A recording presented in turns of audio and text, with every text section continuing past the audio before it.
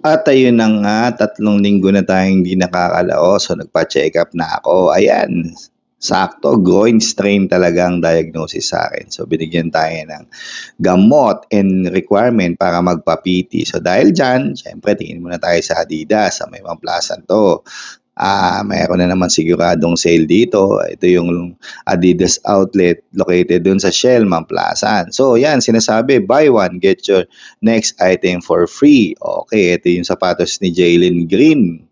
Mga ordinary basketball shoes. Pero ang pinakamadami dito, ayan, yung Trae Young na at yung Dame Certified 3. So madaming colorway. Meron ding Crazy 98 ng gamit din ni Kobe. Ayan yung mga iba't ibang colorway ni Dame Certified. Tapos tumingin din tayo sa Puma, less 10% pag dalawa and 15% pag tatlo. Pero dito po madaming magandang nakita ko yung All Pro. Ayan, yung iba't ibang colorway na meron sila. Tapos meron ding Lamelo Ball na singit. No? At syempre, daan na natin yung Nike.